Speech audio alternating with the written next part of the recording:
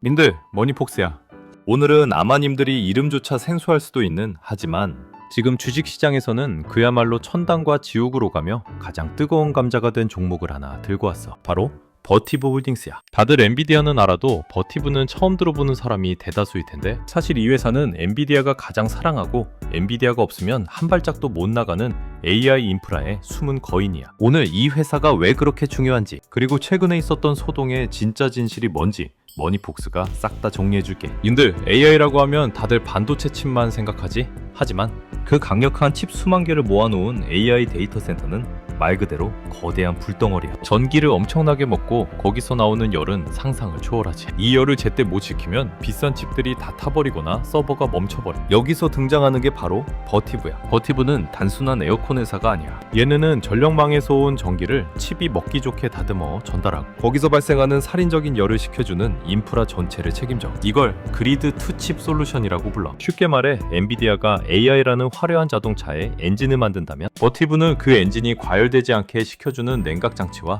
에너지를 공급하는 연료 계통을 통째로 만드는 회사라고 보면 돼. 실제로 엔비디아가 차세대 AI 팩토리를 설계할 때 가장 먼저 손을 잡는 파트너가 바로 이 버티브야. 자, 이제 님들이 가슴 철렁했을 그 사건 이야기를 해보자. 정확히 2026년 1월 5일 라스베이거스 CES 2026 기조연설 현장이었어. 젠슨 황 CEO가 무대에 올라서 이런 말을 던졌지. 차세대 AI 슈퍼컴퓨터에는 칠러, 즉 거대한 냉동기가 이제 필요 없다. 우리는 45도의 뜨거운 물로 냉각하고 있고 이건 믿을 수 없을 정도로 효율적이다. 이 말이 나오자마자 버티브 주가가 며칠 사이 훅 떨어졌어. 사람들은 이제 에어컨 장사 끝났구나 라고 생각하며 겁을 먹었지. 하지만 이건 기술을 잘 몰라서 하는 오해였어. 사실 젠슨 황의 말은 냉각이 필요 없다는 뜻이 아니라 냉각의 방식이 훨씬 비싼 기술로 변한다는 뜻이야. 예전에는 건물 밖에서 물을 아주 차갑게 얼려주는 거대한 칠러가 필요했어. 하지만 이제는 칩이 미지근한 불로도 충분히 식을 수 있게 설계됐거든. 이게 버티브에게 왜 기회냐고.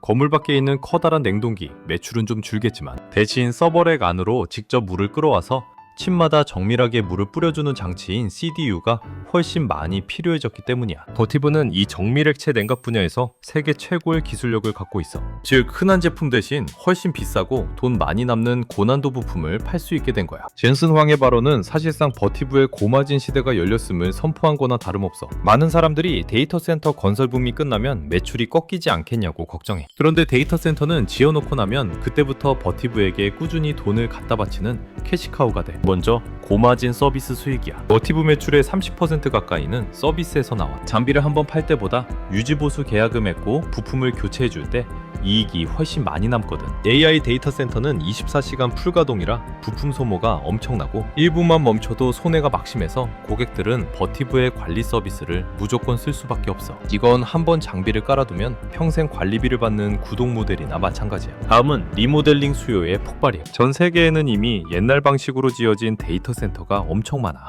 얘네들이 최신 AI 칩을 넣고 싶으면 내부 시스템을 싹 뜯어 고쳐야 하거든. 이걸 리트로핏이라고 하는데 건물을 새로 안 지어도 이 리모델링 수요가 앞으로 10년은 넘쳐날 거야. 자, 그럼 버티브 말고 다른 라이벌들은 어떨까? 이 시장에는 슈나이더 일렉트릭과 이툰이라는 강력한 형님들이 있어. 슈나이더 일렉트릭은 프랑스의 거상인데 버티브보다 몸집이 3배나 커. 얘네의 진짜 무기는 기계가 아니라 에코스트럭처라는 관리 소프트웨어에 있어. 하드웨어는 바꿀 수 있어도 이미 깔린 관리 프로그램을 바꾸기는 정말 힘들거든. 안정적인 성장을 원하는 분들에게는 아주 단단한 성벽 같은 회사야. 최근에는 액체 냉각 기업을 인수하며 버티브를 바짝 추격하고 있어. 이튼은 쿨링보다는 전기가 흐르는 길목을 꽉 잡고 있어. 변압기나 배전방 같은 전력 장비에서 세계 최고 수준이지. 전력망 현대화라는 큰 흐름에서 가장 튼튼한 수익을 내는 회사야. 숫자로 따져보면 더 재미있어. 현재 버티브의 성장률은 약 27%로 셋 중에 가장 빨라. 주가 수익 비율인 PER이 35배 정도로 비싸 보일 수 있지만 성장하는 속도 대비 주가인 PEG 비율을 따져보면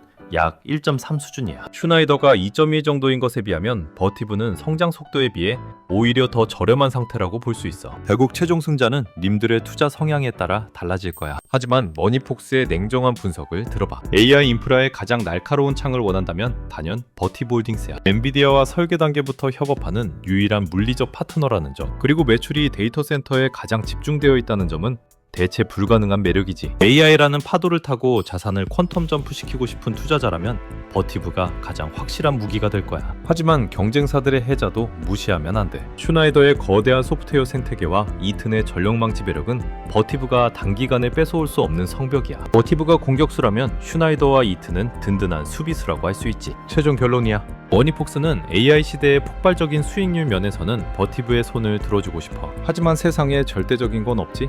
가장 현명한 방법은 버티브의 화끈한 공격력과 슈나이더나 이튼의 단단한 방어력을 적절히 섞어서 포트폴리오를 짜는 거야. 젠슨 왕의 말 한마디에 흔들리지 말고 그 이면에 숨겨진 기술의 흐름을 읽는 님들이 되길 바라. 오늘 내용이 님들의 성공 투자에 큰 도움이 됐길 바라며 궁금한 점은 언제든 물어봐줘. 이상 머니폭스였어.